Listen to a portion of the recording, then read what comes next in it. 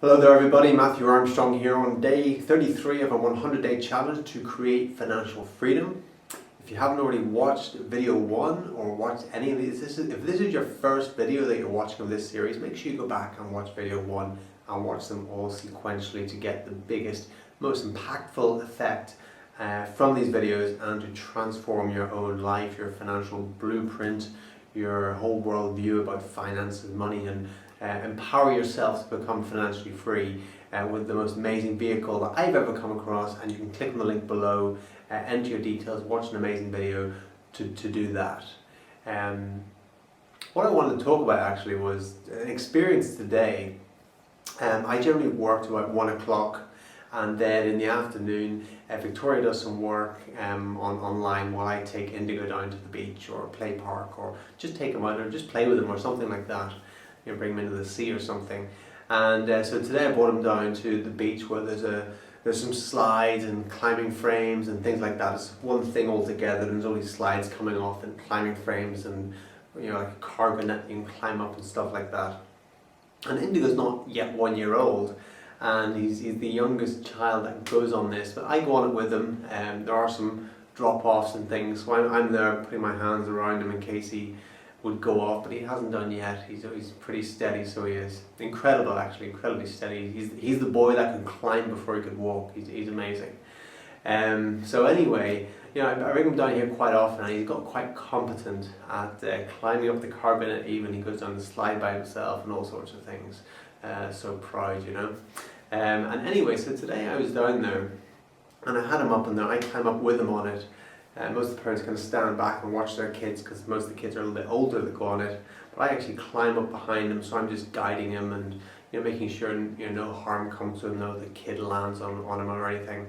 And anyway, so I'm up there with him, and he's negotiating this sort of like chasm. And I first of all, I heard this woman say to her daughter was, you know, maybe 3 years old, and she was about to climb up something that Indigo, my son, can actually climb up. He's actually learned how to climb up this thing that's like higher than him. And this little girl about 3 was starting to climb up it, and the mother said, no, don't climb up that. You're too young to do that yet. And so straight away the girl stopped, believed her mother that she was too young to climb up that, and didn't do it. And of course the mother just wants, you know, her daughter to be safe and protect her and stuff like that. And that's why she's doing it. She means no harm to her. Although what she is doing is actually installing a limitation, a limiting belief, a program into her daughter's mind that there are some things that she can't do because she's too young to do them. And, you know, how many of us grow up and there's things that we don't do because we think we're too young? You know, I know people for years who said that they were too young to become a coach. You know, I know a few people that wanted to become a life coach, but like, oh, I'm too young to become a coach. How can I become a life coach? I'm not old enough. Or whatever business or whatever they wanted to do, they thought they were too young. And you know what happens when people who think they're too young? That becomes their excuse, that they're too young, they're too young, too young. They're never actually old enough, but then something happens, they flip, and suddenly they're too old. It's an unbelievable thing, but that's actually what happens. The person that has the excuse that they're too young to do a certain thing will actually get to a stage where that will flip, and suddenly they'll be looking back going, well, I'm too old to do that now. It's amazing, it's incredible how the brain works. So anyway, I could see the mother saying that to the daughter, and the daughter just stepping back, believing the mother, and just not doing it. Being a good little daughter, you know. But as they say, you know, the sins of the parents are passed on to the children. So I keep this in mind, and so I don't want to put any limitations on Indigo. And then I heard another father say, his boy is about 4 years old, was climbing up. He looked up at me and Indigo, and I've got pretty good hearing. He said that baby's far too young to be up there. He says, what's that fella thinking of? He needs to watch himself, let allowing his son to climb up like that. And I could hear him say that, you know, and that's his limiting belief. He believes that Indigo's too young to be up there, even though Indigo was negotiating everything perfectly fine, and I was there at all times to make sure that no danger could come to him. Because the only thing that really could come to him is if a bigger kid landed on it or something, you know, and I was there to stop that. Or if for some reason he decided to jump over the edge, which he didn't do. So anyway, I heard the father say that, and that's his limiting belief, because maybe he was brought up like that, and he had these limiting beliefs put on him. And there were actually, growing up, of course I had limiting beliefs put on me, but I made a decision. I made a decision in my life. I made a decision to question. I made a decision to question my beliefs. Every belief that I had, I made a decision. And we talked about this in previous videos, and I'm talking about it again because it's crucial. And there's many deeper layers to it, and it's crucial to question all of our beliefs. Where they came from, are they true? And that's what I did. And that's why I treat Indigo differently than maybe most parents treat their children. Because I don't want to put any limitations on him. And I tell him he can do whatever he wants. And I don't tell him that he's too young to do something or whatever. If he wants to drive the car, he drives the car.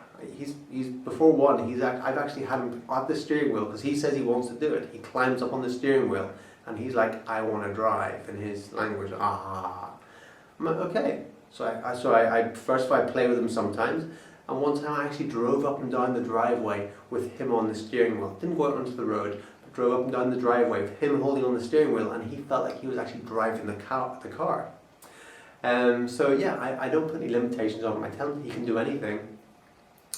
And here's the thing, some people some parents do actually tell their children that they can do anything, but then they don't do it themselves.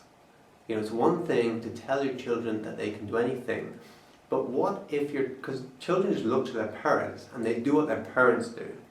So if you're telling your children that they can do anything, if you're a parent that is, or telling anyone they can do anything, but then they're looking to you to see what you're doing, that's where the rubber's going to meet the road. That's where they're actually going to take on the belief, not what you're telling them, what you're doing. Because what you're doing speaks louder than anything that you could possibly say to them. They won't be able to hear what you say to them because what you do is so loud, if you get what I'm saying. So it's what you do. So make sure, whatever you do what you say. Do what you say. And question your beliefs. Question every single one of your beliefs. So the way to question your beliefs is whatever belief you have.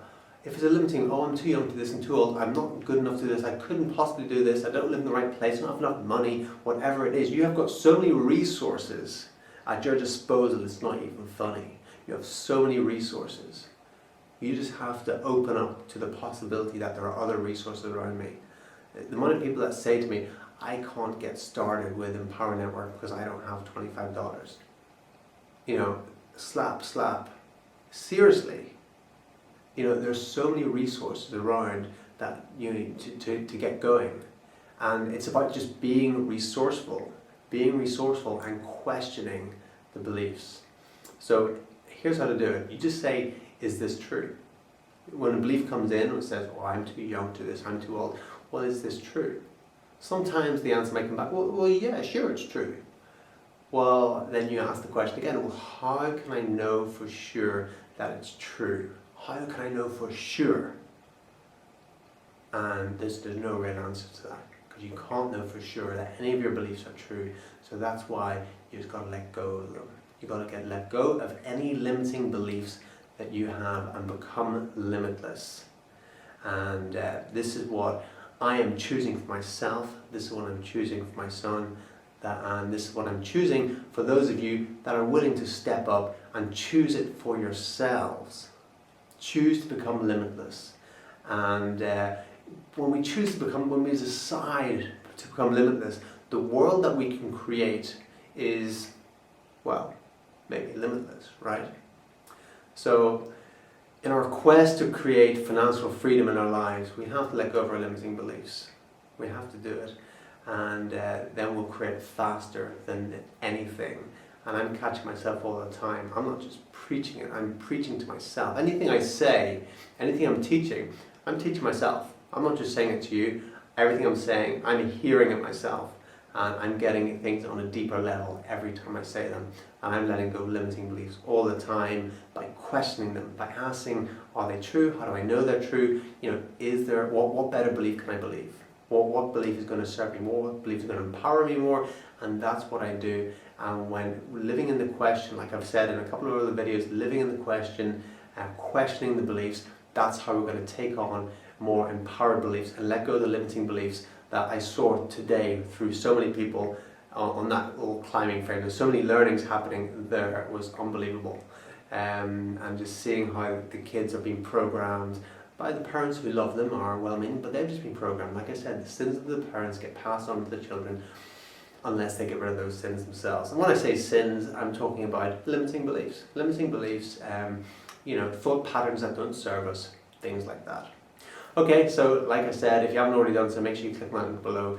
Join our team. We are the unreasonable team. We are Team Unreasonable. We do things, people cannot reason with us. So, click on the link below, get involved if that kind of rings true for you.